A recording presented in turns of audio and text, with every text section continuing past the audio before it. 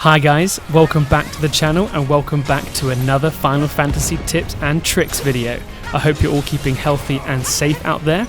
Today I'm going to be taking you through my personal favourite abilities for each character and how to use them. The combat system can be tricky for new players at times, so I hope you'll find this information super useful. Without further ado, let's start with Cloud.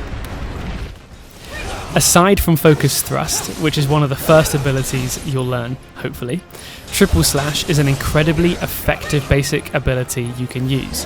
The ability does exactly what it says on the tin. 3 sword swipes, each one more powerful than the last, but boy is it effective. Personally, my favourite use is for starting a fight and instantly wiping out several weaker enemies. As you go through the game and get stronger, Triple Slash only becomes more and more effective at reducing large crowds of enemies.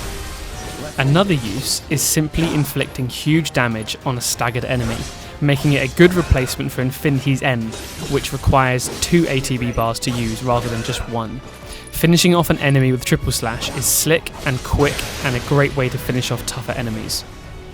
The second ability I recommend is Cloud's Counter Stance attack, which is a bit more advanced to use. The ability is learnt from the Twin Stinger sword found late in the game. When you first get it, it may not seem that good, but when equipped to a high attack stat sword against melee enemies in particular, it can deal huge damage. Be wary that it functions as a direct parry, dealing significant damage if an enemy strikes you while on the defensive, so you'll need an enemy to deal damage to you before it strikes. Otherwise, it would just do some base damage or simply just miss.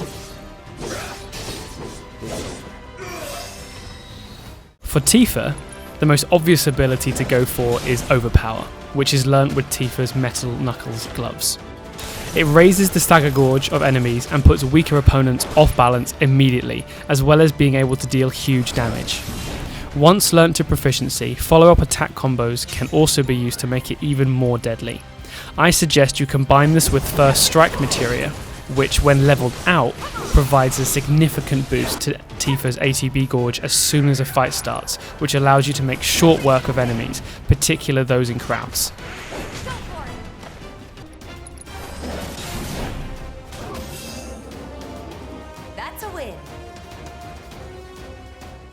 Tifa's Chi Trap is a slightly more advanced ability. It works really well for slower opponents and those that are either pressured, staggered, or immobilized in some other way. This is because the Chi Trap stays in one place, dealing damage to those caught inside it. You should combine this ability with gloves that have a concentration upgrade, usually the Feathers or the Sonic gloves, so that her starting Chi before battle is much higher. The higher that this stat is, the more damage the trap will do. Again, if you take full effect of this ability, it can be incredibly powerful, particularly for piling on the damage to a staggered opponent and finishing off bosses.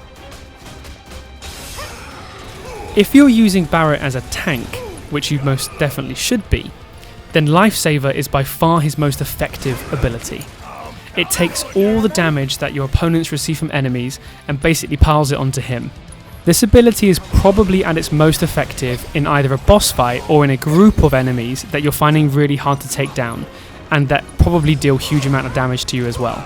It means that you can protect those characters that have less hit points, like Aerith and Tifa, while not worrying about the amount of damage that they can do. To make this ability at its most effective form, buff Barret with haste so that he can use Cure Magic more regularly, and maybe Barrier if you're going to control him while he's with Lifesaver. Obviously because every opponent attacks the lead character, so if you're playing as Barret, they're just going to come at you.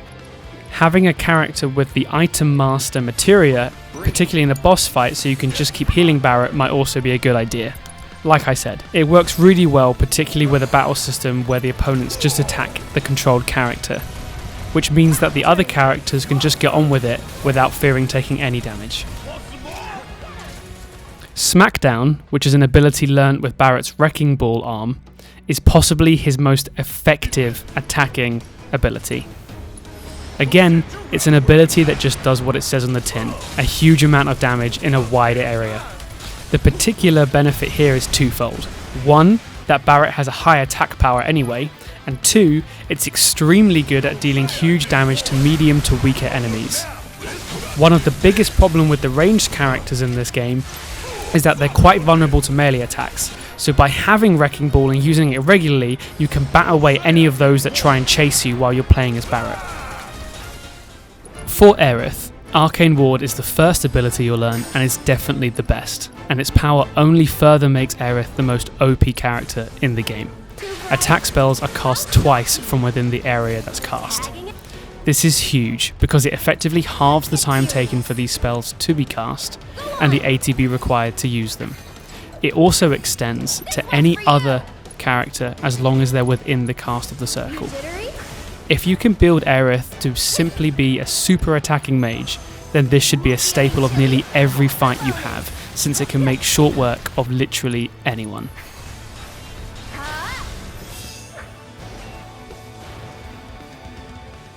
For her second ability, it would be tempting to say Ray of Judgment, simply because of the huge amount of damage it does. But her basic ability, Tempest, is simple but hugely effective, and importantly, just massively overpowered. It can be powered up and unleash huge potential. Like Tifa's Chi Trap, it is an area effect that only does damage to the enemy that doesn't really move, so make sure you're casting it when the target is immobilized or slow. Importantly, it does damage equal to her magic stats, and if used with a staff that amplifies elemental damage, it has the potential for cleaning up a fight very, very quickly. And that's all we have. I hope you found this video useful and it's given you some battle ideas. If you have any suggestions of your own, drop a comment below. Remember that this is a personal list, so if I've missed anything, do let me know. Please remember to drop a like to the video and subscribe to the channel for more Final Fantasy content, and we'll catch you in the next one.